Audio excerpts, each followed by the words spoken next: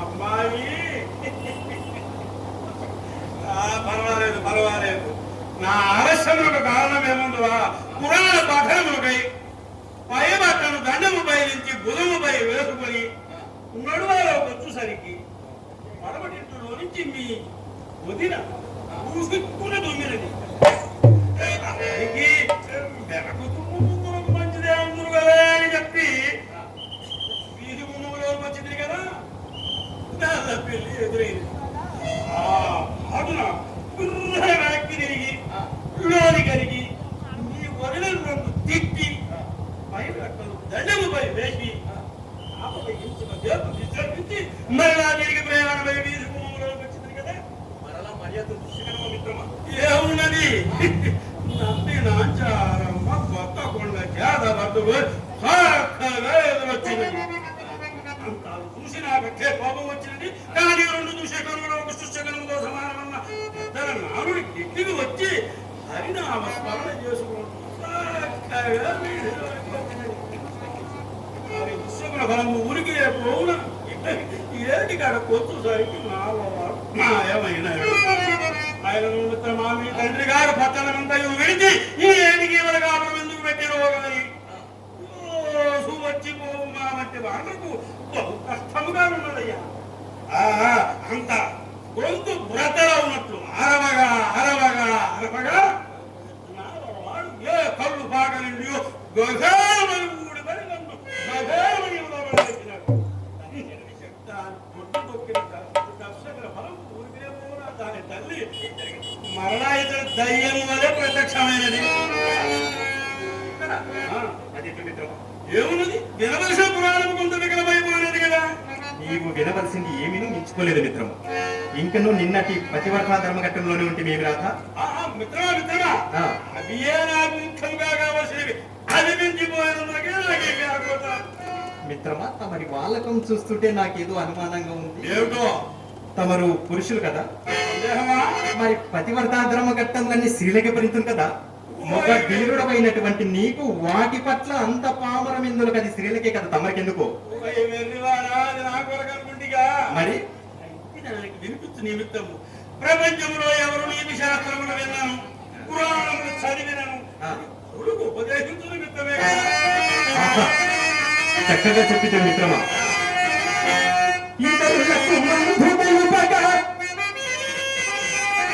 మిత్రమా,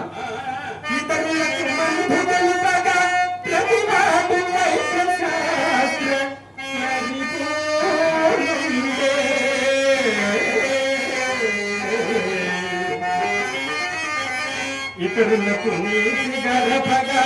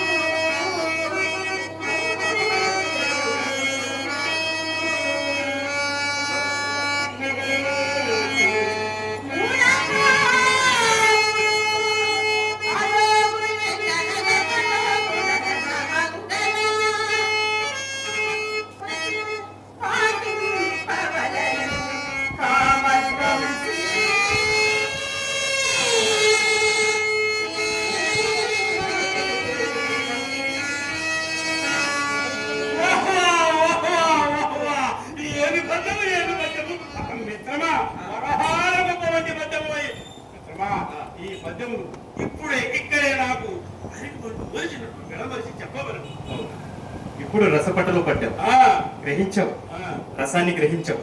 చెప్పమందువా, ఈ పద్యమును రచించినటువంటి మహాకవి స్త్రీ జాతికి చక్కటి సందేశాత్మకమైనటువంటి పద్యాన్ని రచించాడు మిత్రమా. ఆహా, ఏం పద్యం? ఆ, భర్త ధనవంతుడు కానిమ్ము దరిద్రుడు కానిమ్ము. కాలేవు. భర్త ధనవంతుడు కానిమ్ము దరిద్రుడు కానిమ్ము. కాలేవు. రూపవంతుడు కానిమ్ము కురూపి కానిమ్ము. ఓహో, ఆరోగ్యవంతుడు కానిమ్ము రోగి కానిమ్ము. కాలేవు. వివేకి కానిమ్ము అవివేకి కానిమ్ము మూఢభావుడు కానిమ్ము. కాలేవు. భార్య ఎల్ల విడల అతన్ని సేవింపవల్లని ఈ పద్యం ఒక భావం మిత్రమా. కవి బ్రహ్మ దిక్కన సోమయాజి వారు ఏమి పద్యము చెప్తున్నాడు, ఏమి పద్యము చెప్పినాడు. ఇప్పుడు అతడు కదిగి ఉందిరా, అనంలో వచ్చి పట్టాడు పంచదార వాళ్ళు కూరకపోతున్నా. ఈ పద్యము ఇప్పుడే మా ఇంటి దానికి వినిపించి అర్థము వివరించిందిరా. దాని నోరు వరిగరాడు. మా ఇంటి ఎదుటి వ్యాపారి కొంచెం మూడో పెట్టి పెడదాము ఆడి పేరులేమో నాకు కొద్దిగా తెలియదు కానీ అన్ని పై నిండి కింద దాకా దిగవేసుకొని పురాజీ బొమ్మలో బొమ్మలో ఉంటున్నప్పుడల్లా పాడి కట్ట మా ఇంటి ఆ పిల్లలు నాకు ఊపిరికి తనండి లాగిన దిగలేకపోతున్నానండి. ఏమందులు ఆ బొక్కు బుర్రము కన్నులు కుంట కన్నులట తప్పుడు దగ్గరికి వచ్చిన తుఫాను మాట్లాడిన కొడుకు కంపడ. ఆయనలో మిత్రమా తాను నన్ను పెళ్లిలోనే దూషణయబడినట. అందుకనే తాను పొలగిలో తలవంతుకుని కూర్చున్నట్టు 90 వాళ్ళు. అందుకేనట భర్త ఎంత కురూపి అయినను ఆముకుడైనను అతని కాళ్ళు గడిగి నీరు నెత్తిన చల్లబడవలసినదని పురాణములు ఆలోచించకుండా దానికి ఎంత వివేకమైన ఇప్పుడే తేలవలేను. అవును, ఉపయోగానికి ఎంత అదిరిబాటు. ఇల్లాలు చదువుకుంటే చిక్క. ఎంత అన్యాయంగా మాట్లాడుచుకువయ్యా. ఇల్లాలి చదువు ఇంటికి విలువ నీ ప్రభుత్వాలు ఒకరి మీద ఒకరి పడుతూ ఇలా మాట్లాడతారే. ఆ మాట వెనకటి కాలమది అమ్మాయి. ఈనాట ఆరంగులు కొనబడే ఆరంగులు వరే కాలంటే నమ్ము మరి అతడు మాసిపోయింది. పట్టుబాటు కాలిపోయింది. పలికిరాని వేషములు పట్టరాని రోషములు రెచ్చకెక్కిన రాధానములు శీవల దాడు సిద్ధాంతములు ఇదే సంకాలము కలిసినతో మగవారి నోట మన్నే. అమ్మాయి నాన్నగారు ఎందుకో పిలుస్తున్నారు. కొంప తీసి నీ వాగుడు విన్నాడు ఏమో. వస్తున్నా నాన్నగారు. అమ్మాయి మన పురాణ పఠన కార్యక్రమము మంట కలుపుటకే. ఇది అంతయు నాకు ఎదురైన విషయంలో ఫలితమే. ఏమయ్యా చెడు కలయు చెడు భయము చెడు గ్రహము చెడు మొత్తము చెడు దేహము నిజముగా తమ చెడుతనము చెడు వృత్తే.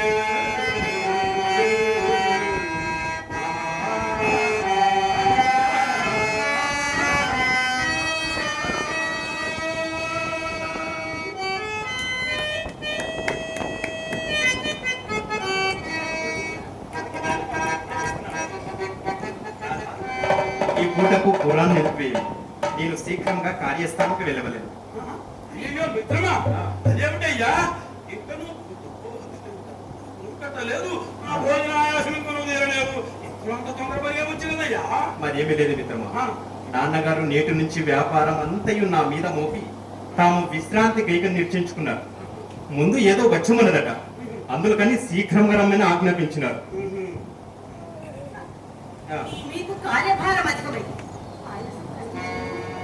నాకు నదే భయం ఉన్నది రాదు. కానీ ఏం చేయను. తండ్రి గారికి విశ్రాంతి కలిగించిన నిమిత్తము తల ఒక్కదలుచుకున్నారు రాదు.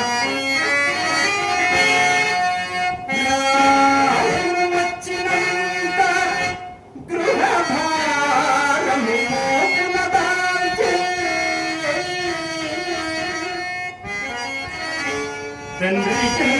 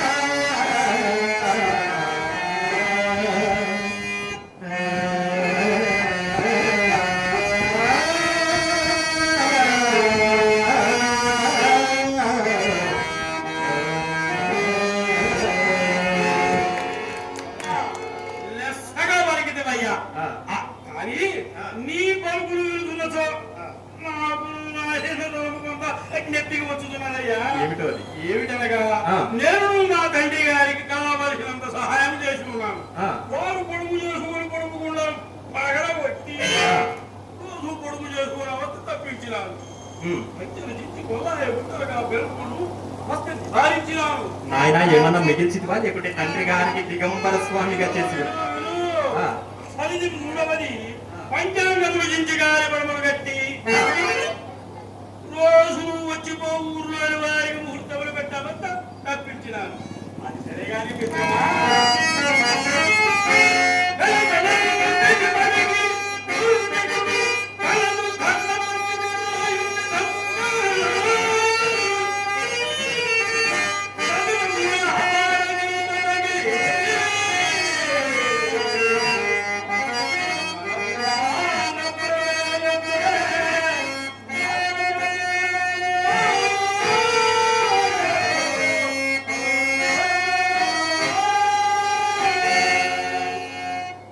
అమ్మయ్య, గుండె దిగజారేంత పని చేసావు కదయ్యా. ఏముంది, బెల్లబెల్లందిని మరిగి దుర్విటుడు తనదు ధర్మపత్ని రోయి విధంబుగాను శుభమా అంటూ కార్యస్థానానికి వెళ్లే ముందు అశుభకరంగా మాట్లాడుతున్నాడు అనుకుంటున్నాను. అవును, ఈ అశుభకరమైన మాట నేడు నీ నోటి గుండె వినవలసి వచ్చినది. సరే, ఎన్ని కార్యభారముల మీద పడ్డను మన గోష్ఠికి ఎన్నడూ భంగము కలగనేని మాత్రమా చెబుతా విను.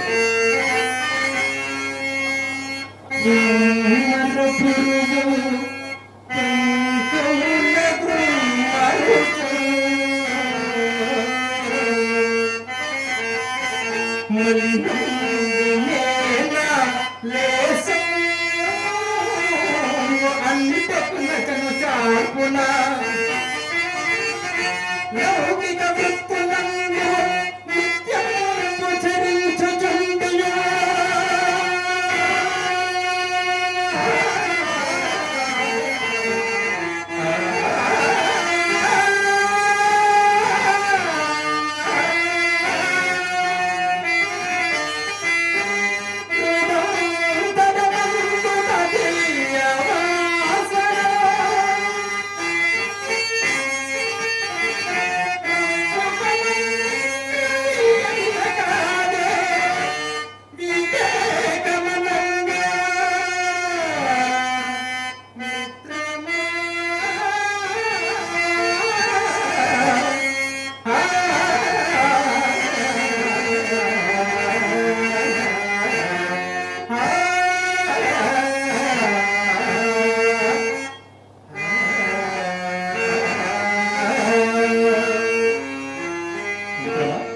మనం ఈ గోష్ఠిని రాత్రులు మార్చుకున్నాం. మంచిదే మిత్రమా, ఆ. అనేదా భావించవలదు. ఆ. పెద్దలు కీడించి మేలించమన్న ఆ. అందుని ఎత్తు ఉంచుకోమని ప్రార్థించుకున్నాను. అట్లనే అట్లనే నేను కూడా సాయంత్రం కూర్చుంటే నేను సంసిద్ధుడై ఉన్నాను. మరి పోయి వచ్చినమా? అట్లనే. ప్రేక్షక దేవులకు నమస్కారం చేసి విన్నవించుకున్నమాట. మీరు నాటకాలు ఎన్నో చూసి ఉంటారు. హరిశ్చంద్ర నాటకము సత్య సందేశాన్ని గురించి, అది కరుణ రసం. కురుక్షేత్రము ధాయాదుల పతనము అంటే రాజకీయం. శ్రీకృష్ణ తులాభారము భక్తి సందేశం. కానీ ఈ చింతామణి నాటకము నవరస భరితమైనటువంటిది. ముఖ్యంగా యవ్వనులు చూడవలసినటువంటి నాటకం ఇది. ఎందుకంటే భార్యాభర్తల అనురాగము, తండ్రి కొడుకుల ప్రేమ, అభిమానము, వాత్సల్యము, స్నేహితుల యొక్క మమకారము. అదేవిధంగా పండితుడు అతి నిష్ఠాకరుషుడైనటువంటి బిల్వమంగళుడు స్నేహితుల మాటలు విని, అంటే చెడు స్నేహం ఎటువంటిది అన్న అంశం కూడా ఇందులో ప్రధాన అంశం. ఆ చెడు సహవాసముతో అంత మంచి బిల్వమంగళుడు వేశ్యాలోనుడై సర్వనాశనం అయిపోతాడు. కనుక ఇక్కడికి వచ్చినటువంటి ప్రతి ఒక్కరు కూడా ఈ నాటకాన్ని చివరిదాకా చూసి మమ్మల్ని ఆశీర్వదిస్తారని కోరుకుంటూ, నా పేరు విష్ణుకుమార్, కర్నూలు జిల్లా పత్తికొండ మండలం పుచ్చికేలమాడ గ్రామం. నాకు ఈ అవకాశాన్ని ఇచ్చినటువంటి గ్రామ పెద్దలందరికీ, యేసు ప్రభు గారికి, అదేవిధంగా బొప్పిలపాటి సాయి గారికి నా హృదయపూర్వక నమస్కారాలు తెలియజేసుకుంటాను.